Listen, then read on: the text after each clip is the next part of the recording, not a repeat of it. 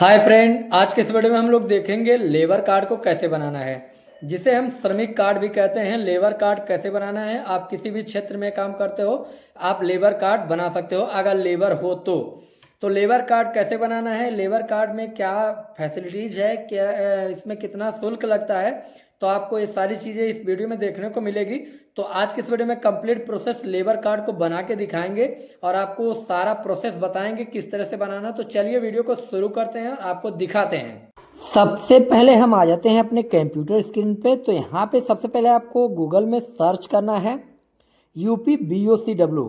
यहाँ पे आपको सर्च करना है UPBOCW। उसके बाद आपको इतना लिख के सर्च कर देना है। तो देखिए यहाँ पे हम लिखा है UPBOCW CSC लॉगिन। यहाँ पे हम इसको लिख के इतना सर्च करेंगे तो सबसे टॉप वाला आपके सामने जो लिंक आ रहा है, इसी लिंक पे आपको क्लिक कर देना है। इस पर हम जब क्लिक करेंगे तो आप इसके ऑफिशियल पोर्टल पे पहुंच जाएंगे। तो चलिए यहाँ से हमने क्लिक किया तो ऑफिशियल पोर्टल पे हम पहुंच चुके हैं। उसके बाद हम यहाँ पे ओके के ऊपर इस पर क्लिक करेंगे, थोड़ा सा स्क्रॉल डाउन करेंगे। थोड़ा सा हम स्क्रॉल डाउन करेंगे तो आपके सामने नीचे में मिल जाता है CSC लॉगिन। तो चलिए हम नीचे में यहाँ से क्लिक किए, हम CSC लॉगिन के ऊपर यहाँ से सिंपली क्लिक करते हैं। CSC लॉगिन के ऊपर हम जब क्लिक करेंगे तो आपको ये CSC लॉगिन पेज पे रिडायरेक्ट लेके चला जाता है, जिसमें आपको अपना आईडी और पासवर्ड CSC का डाल के और कैप्चा कोड यहाँ पे डालना है। कैप्चा कोड डालने के बाद लॉगिन के ऊपर सिंपली क्लिक कर देना है। तो आप सक्सेसफुली इस पोर्टल पे, जो इस श्रम का पोर्टल है, आप सक्सेसफुली इसमें लॉगिन हो जाते हो। और एक चीज़ आपको देखना है इसमें, देखिए यहाँ पे दो टाइप के एप्लीकेशन दिए गए हैं। ऊपर में आपका CSC आईडी पासवर्ड आईडी देखने को मिल जाता है। यहाँ पे देखिए एक श्रमिक पंजीकरण और एक श्रमिक नवीनीकरण। तो अगर आप पहले से पंजीकृत हो तो नवीनीकरण पे क्लिक करना है, अगर आप पंजीकृत नहीं हो तो आपको यहाँ पे जो श्रमिक पंजीकरण है, नया के लिए ये है, आपको नया बनाना है तो श्रमिक पंजीकरण पे क्लिक कर देना है। तो चलिए यहाँ से हम इस पर क्लिक करते हैं, नया बनाना है हमको। सबसे पहले आपको अपना मंडल चूज कर लेना है, आपका जो भी मंडल है मंडल चूज करेंगे। उसके बाद आपके सामने यहाँ पे आपका जनपद का चुनाव कर लेना है, जो भी आपका जनपद है यहाँ से जनपद आपको चूज कर लेना है। तो चलिए यहाँ से हम जनपद चूज कर लेते हैं, जो भी मेरा है। उसके बाद आपके सामने यहाँ पे दिया गया है श्रमिक का आधार नंबर। तो चलिए यहाँ से श्रमिक का जो भी आधार नंबर है उसका आधार नंबर हम यहाँ से डाल देते हैं। जो भी आधार नंबर 12 डिजिट का होता है हम यहाँ से डालते हैं। डालने के बाद सर्च के ऊपर हम क्लिक करेंगे। तो चलिए हम यहाँ से आधार नंबर को जल्दी जल्दी से फिल कर देते हैं। उसके बाद हम सर्च के ऊपर सिंपली क्लिक करेंगे। सर्च के ऊपर जब हम क्लिक करेंगे तो आपके सामने और भी ऑप्शन ओपन हो जाएंगे। जैसे कि हमने यहाँ पे आधार नंबर डाल दिया है। डालने के बाद हम सर्च के ऊपर यहाँ पे क्लिक करेंगे। सर्च के ऊपर क्लिक करेंगे तो आपके सामने देखिए यहाँ पे देखिए कुछ ऐसा इंटरफेस ओपन होगा। जैसे कि आपको यहाँ पे OTP भेजे का ऑप्शन इसमें ऐड कर दिया जाता है। तो हम OTP भेजे के ऊपर यहाँ से हम सिंपली क्लिक करेंगे। तो चलिए हम OTP के भेजे के ऊपर यहाँ से क्लिक करेंगे। क्लिक करते ही आपके आधार में जो भी मोबाइल नंबर रजिस्टर्ड होगा उस नंबर पे एक OTP भेजा जाएगा। जो आधार से रजिस्टर्ड मोबाइल नंबर है उस मोबाइल पे एक OTP भेजा जाएगा। OTP को आपको इसमें दर्ज कर देना है। उसके बाद यहाँ पे एक कैप्चा दिया गया है, जो कि मतलब 24 + 85 कितना होता है, ये जोड़ के आपको लिखना होता है। तो चलिए यहाँ से हम दोनों को जोड़ के यहाँ से लिख देते हैं। जोड़ के लिखने के बाद प्रमाणित करे के ऊपर क्लिक कर देना है। प्रमाणित करे के ऊपर यहाँ से हम क्लिक करेंगे। उसके बाद मेरा जो तो देखिए यहाँ पे श्रमिक का जो पंजीकरण फॉर्म है कुछ इस तरह का ओपन हो के आपको मिल जाता है। सबसे पहले आपको अपना आधार नंबर देखने को मिल जाएगा। अगर आपके पास राशन कार्ड है तो राशन कार्ड नंबर भी देखने को यहाँ पे मिल जाएगा। उसके बाद श्रमिक का नाम अंग्रेजी में देखने को मिलेगा, श्रमिक का नाम हिंदी में देखने को मिलेगा। बहुत सारी डाटा इसमें आधार से ही ले ली जाती हैं। कुछ ही डाटा आपको मैनुअली फिल करना होता है। जैसे कि यहाँ पे माता का नाम हिंदी में, उसके बाद कार्य का प्रकार, लिंग, जन्म तिथि, ये सब चीज़ें आधार से ले ली जाती हैं। माता का नाम आपको मैनुअली फिल करना होता है, कार्य का प्रकार आपको मैनुअली फिल करना है, वैवाहिक स्थिति में शादी हुई है नहीं हुई है वो तो आपको अपना मैनुअली ही फिल करना होता है। उसके बाद आपके सामने यहाँ पे शैक्षणिक योग्यता में आप कितना पढ़े लिखे हो ये डालना है। यहाँ पे दिया गया है यदि श्रमिक मनरेगा में पंजीकरण है तो टिक करें। अगर आप मनरेगा में भी काम करते हो तो यहाँ पे आप टिक कर सकते हैं।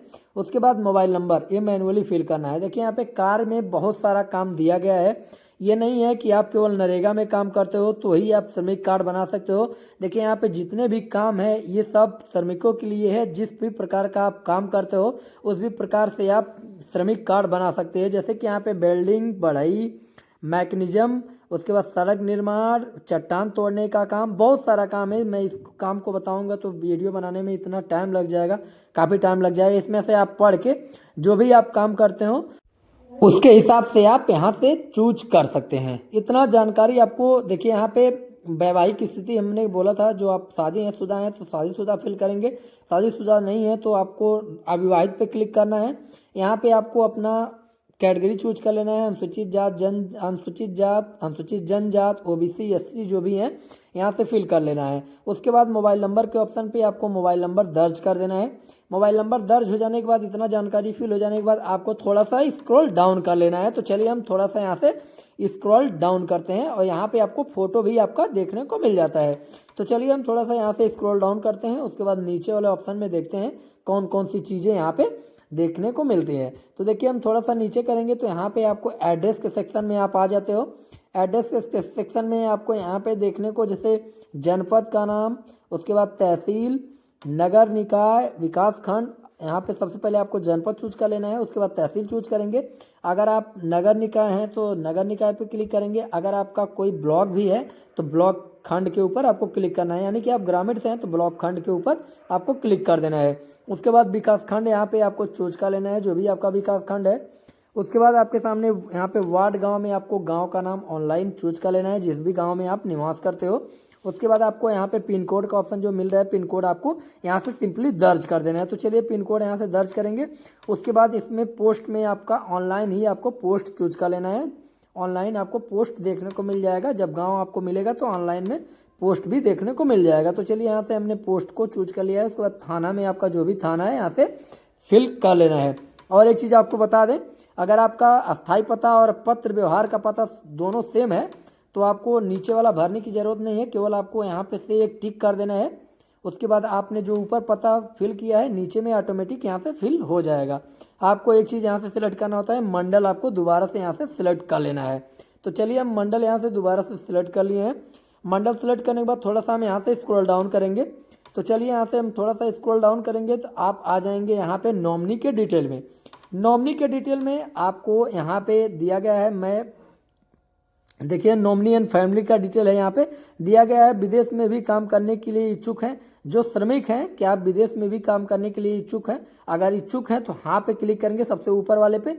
और नॉमिनी के विवरण में यहाँ पे दिया गया है, क्या नॉमिनी भी BOCW में पंजीकृत हैं, यानी कि लेबर कार्ड विभाग में नॉमिनी अगर पंजीकृत है तो यहाँ से आप टिक करेंगे तो उनका भी आपको रजिस्ट्रेशन नंबर देना पड़ेगा।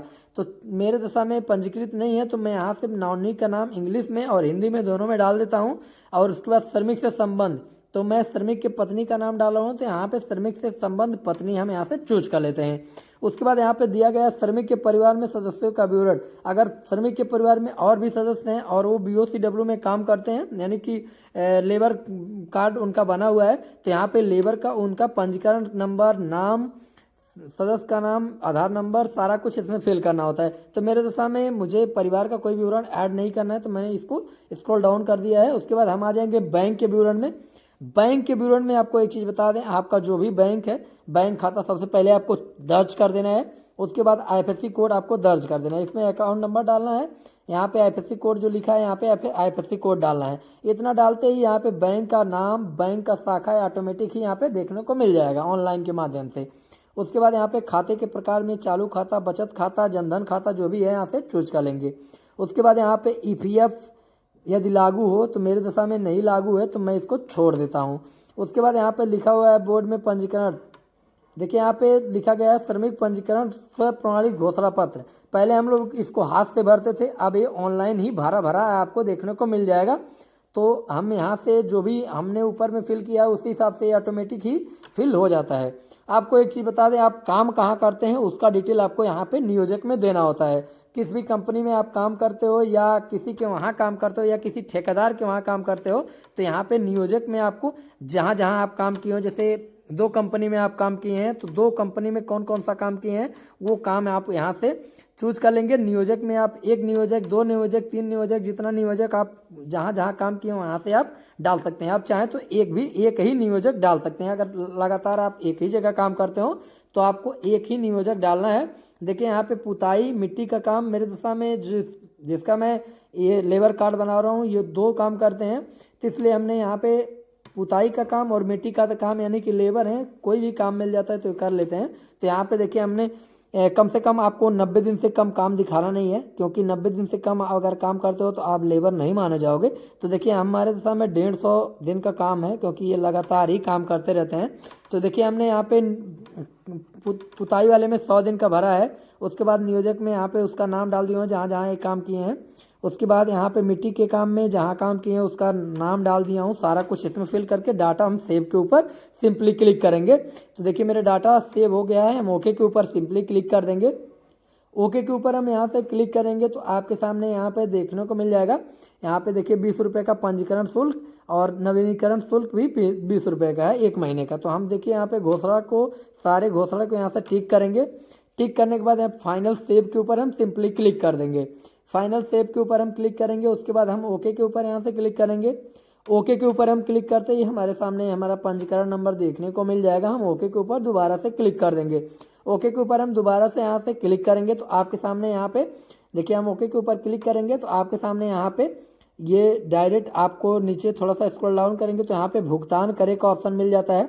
आपको अगर भुगतान आप नहीं करते हो तो आपका ये रजिस्ट्रेशन सक्सेसफुल नहीं माना जाएगा, इसको विभाग द्वारा नहीं भेजा जाएगा। तो देखिए यहाँ पे हम आ चुके हैं CSC के वैलेट पे डायरेक्ट। तो देखिए यहाँ पे दिया गया है पंजीकरण, नवीनीकरण शुल्क और रजिस्ट्रेशन नंबर देखने को मिल रहा है। पे फीस के ऊपर हम सिंपली क्लिक करेंगे तो आप CSC वैलेट के ट्रांजेक्शन अमाउंट पे आ जाएंगे। तो यहाँ पे CSC वैलेट के पेमेंट पे के ऊपर हम ऐसे क्लिक करेंगे।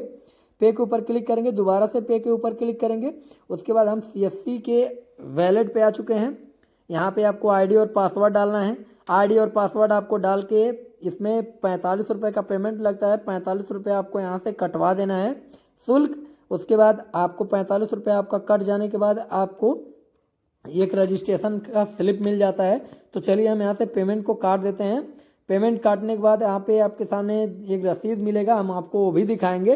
रसीद को आपको इस तरह का आपको एक रसीद देखने को मिल जाएगा। इस रसीद को आपको सुरक्षित रख लेना है। 10 दिनों के बाद आप चेक करोगे तो आपका लेबर कार्ड बन के तैयार